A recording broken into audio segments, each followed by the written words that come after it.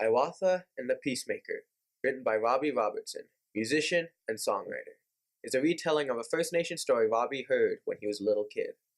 The story starts out with our introduction to Hiawatha, a First Nation man of the Mohawk people.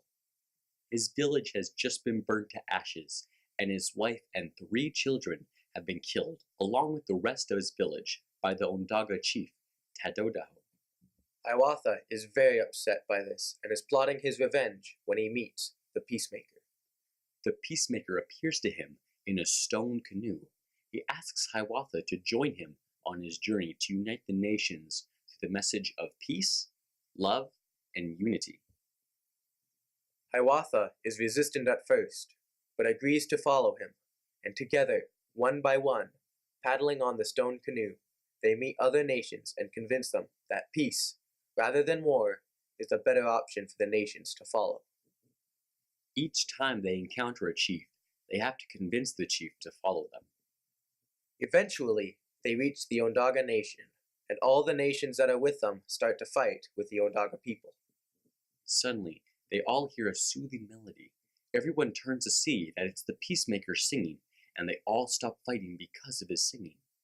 Then, Hiawatha and the peacemaker go into the cave where the chief of the Onondaga is, Tadodaho.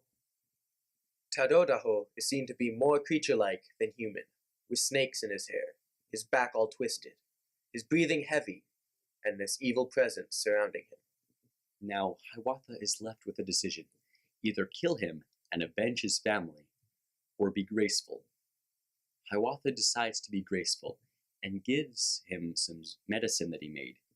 After he does this, a sudden sense of peace falls over Hiawatha.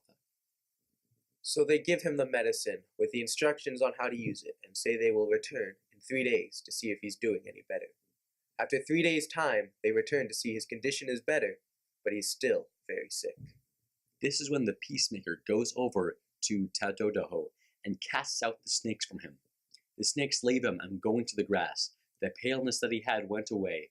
His twisted back was made straight. And the evil presence went away. Then, they all decided to listen to the peacemaker's message of peace, love, and unity instead of using violence. So they uprooted a white pine tree and placed all their weapons where the roots once laid, and then replanted the tree on top of them. Then the peacemaker said that an eagle will live atop the tree and will look over all the 5 nations that had joined together in this message of peace. He then turned to Tadodaho and said that the eagle would be him, and named him the great keeper of peace and protector of all the people. Then everyone turned to look at Tadodaho, but he had vanished. Then everybody looked on top of the tree of peace. And there sat an eagle.